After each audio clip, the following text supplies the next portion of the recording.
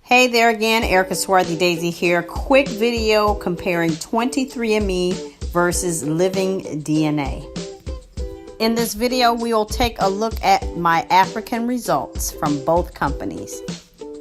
Starting on the left with 23andme, we see the general overall category for sub-Saharan African is 92.9%. And on the right with living DNA, they have my Africa category as 93.3%. And on the left with 23andme, they break everything down as West African at 76.7%. And that's broken down as Ghanaian, Liberian, and Sierra Leonean at 26.5%. They have Nigerian at 25.7%.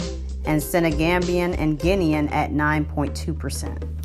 Now taking a look at living DNA on the right, they have West Africa as 85.8%, broken down as Yoruba at 29.5%, Mende at 13.8%, Isan at 9.6%, Mandinka at 7.4%, and Semi-Bantu at 5.8%.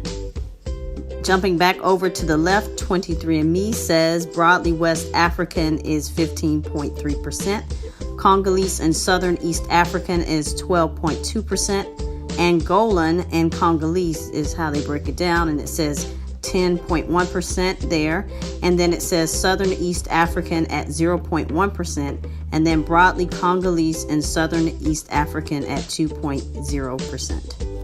So jumping over to the right side here with living DNA, they have Akan at 4%, Bamum at 3.9%, Wolof at 3.5%, Masi at 3.4%, Tikar at 3.2%, and Ajamat at 1.6%. Now back over to the left with 23andme, we have African Hunter-Gatherer at 0.1% and broadly Sub-Saharan African at 3.9%. And over on the right with living DNA, we have East Africa at 7.5% with Luhya at 7.5%. So now let's look at the results that are the same on both 23andme and living DNA.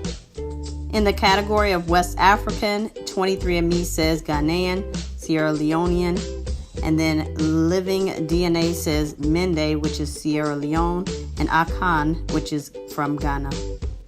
Looking again at West African, 23andme says Nigerian, living DNA says Yoruba, Nigeria, and then Isan, which is South Nigeria.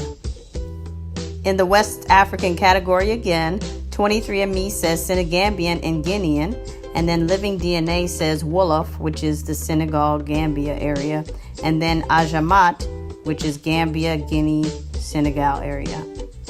23andme says Southern East African, and then living DNA says East Africa, Luhya, which are the Luhya people in Kenya. Now let's look at the results that were not in common from between both tests. 23andme stated Angolan and Congolese. Living DNA said Mandinka, which is Southern Mali, Semi-Bantu, which is Cameroon, Bamum, which is Cameroon, Tikar, which is Cameroon, Masi, which is Burkina Faso. Now this category was found on both, but it was so broad, so I wanted to separate it out. So African Hunter-Gatherer was found on 23andme. So per the Ancestry.com website, basically this includes Southern African Khoisan groups and Central Africa's Mbuti and Baka, which are the Pygmy people. They go on to say that much of Southern Africa, Namibia, Botswana, and South Africa, and the heart of Central Africa, the Democratic Republic of the Congo, or Congo-Kinshasa, individuals with this genetic ethnicity may also be found in Angola, Zambia, Tanzania, and Kenya. All in all, both tests do have a lot of similarities. Like I stated in my previous video, I do like that living DNA does break it down a little bit better and give you the names and groups of peoples versus 23andme, who kind of gives you general categories. So that's pretty much it. I just wanted to bring you guys that comparison. If you guys have any questions or comments, please leave them in the comment section below. If you guys are familiar with any of these categories and groups of people, please let me know as well, as I'm learning who I am and learning more about the people that I come from and the culture that I come from as well.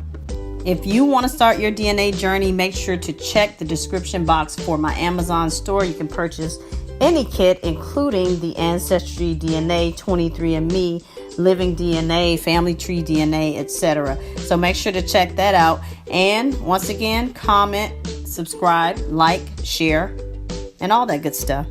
Once again, this is Erica Swarthy Daisy. Thank you so much for watching. Bye.